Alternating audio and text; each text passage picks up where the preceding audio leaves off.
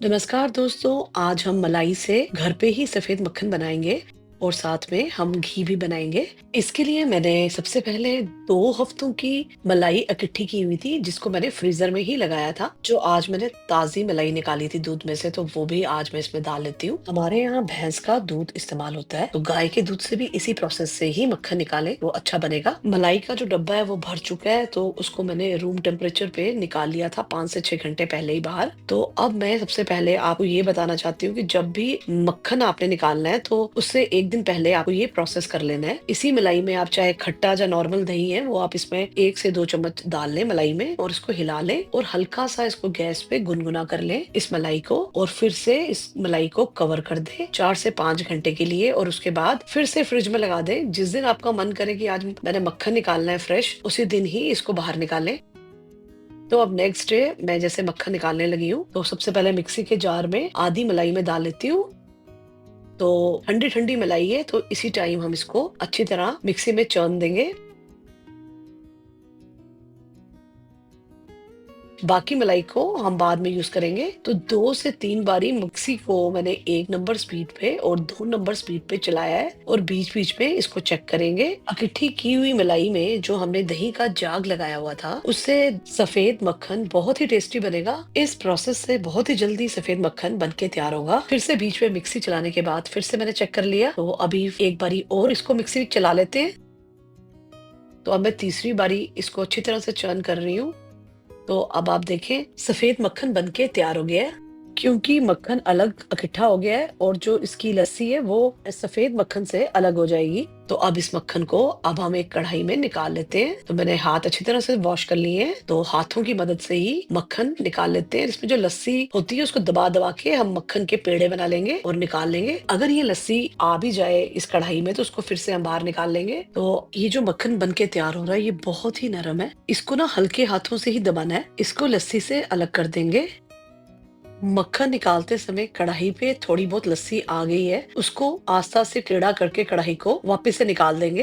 तो अब इस लस्सी का हम बहुत अच्छा यूज करेंगे। इस लस्सी को हम फेंकेंगे नहीं, क्योंकि ये बिल्कुल फ्रेश है, क्योंकि हमने फ्रीजर में लगाई हुई थी। इस लस्सी को एक बर्तन में डाल के साइड पे ढक के रख देते हैं। बाकी मलाई से अब हम फिर से मक्खन बना लेते हैं। इसी प्रोसेस से हमने सेम फिर से मक्खन बना लेना है। 2 से 3 बारी मैंने फुल स्पीड में चलाने के बाद बीच बीच में चेक कर लिया है। फिर से एक बारी चेक कर लेते हैं। अभी फिर से इसको कवर करके बस थोड़ा सा चर्न करेंगे। तो ये देखिए, मक्खन बन के तैयार हो गया है। कितना अच्छा सफेद मक्खन बनके घर में ही तैयार हो गया है, और ज्यादा झंझट भी नहीं लगा है। इसी तरह से सफेद मक्खन का जो दूसरा बैच है वो भी हम निकाल लेते हैं। सफेद मक्खन के छोटे छोटे पेड़े बना के इसको लस्सी से अलग कर देते हैं। तो अगर आप हाथ नहीं लगाना चाहते, तो आप इसको किसी कड़छी की या चम्मच की मदद से भी बाहर निकाल सकते हैं।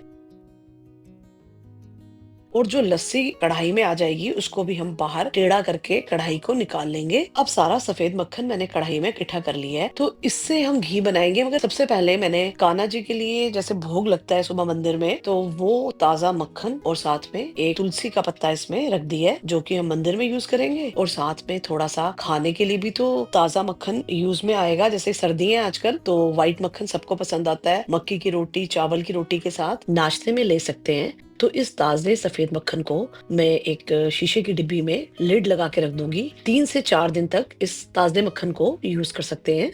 और जो बाकी है ना, उससे मैं देसी घी बना लेती हूँ। और हाँ, ये जो लस्सी है ना, ये भी बड़ी काम की चीज है। इस लस्सी को आप बिल्कुल ना फेंके, इससे आप कढ़ी बनाएं, बहुत अच्छी कढ़ी बन के तैयार होती है। तो इसको अभी फिलहाल मैं फ्रिज में लगा देती हूँ। अब मैंने सबसे पहले गैस ऑन कर ली है। तो जो बाकी सफेद मक्खन बच चुका है, उससे अब हम घी बनाएंगे। तो ये देखिए, इसको मैंने मीडियम आंच पे रखा है, तो इसको आस्ता आस्ता पिघलने देते हैं।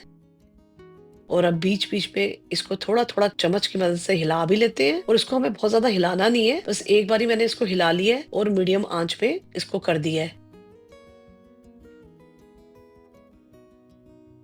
तो ये देखिए, बहुत झाग बन रही है। तो अब मैं इसमें थोड़ा सा पानी के छींटे भी मार लेती हूँ, ताकि ये जो उबाला आ रहा है थोड़ा बैठ जाए। पानी के छींटे मारने से जो मक्खन में उबाल आ रहा था, वो थोड़ा कम हो गया है। इस बात का जरूर से ध्यान दें कि जब हम ये घी बनाने का प्रोसेस कर रहे हैं, ये हमें बिल्कुल ही स्लो आंच में ही करना है, फुल नहीं करनी है गैस। तो अब स्लो आंच में आस्ता आस्ता घी बनना तैयार हो गया है, और अभी हमने इसमें कोई कड़छी भी नहीं मारनी है। सिर्फ आप इसका कलर देखें चेंज होने लगा है, और इस समय जब घी बन रहा हो तो यहाँ पास ही रहें ताकि ये जले ना। अब कढ़ाई के कोने जो हैं वो भी थोड़े थोड़े डार्क होना शुरू हो गए हैं, तो घी पकना स्टार्ट हो गया है। तो इस समय घी के पकने की बहुत अच्छी महक भी आ रही है और साथ में कलर भी चेंज हो गया है। तो बस अब मैं जल्दी से गैस को बंद करने लगी हूँ। इससे ज्यादा पकाएंगे तो ये जल भी सकता है। तो अब मैंने इसको एक स्टैंड पे रख दिया है ताकि ये हल्का सा ठंडा हो जाए। तो जिस तरह का कलर आप घी का चाहते हैं, अगर आप थोड़ा डार्क घी खाना पसंद करते हैं तो उसको थोड़ा सा और पका सकते हैं। घी अभी हल्का हल्का गर्म है, तो इसको अब हम एक कांच की बोतल में डाल लेते हैं, जिसको मैंने साफ करके रखा हुआ है। ये बिल्कुल सूखी है, तो पूनी की मदद से इस घी को जल्दी से पुन लेते हैं। क्योंकि सर्दी स्टार्ट हो चुकी है, आस्ता आस्ता घी जमना शुरू हो जाएगा। तो अभी हल्का घी गर्म है, तो जल्दी से इसको इस कांच की बोतल में भर लेते हैं।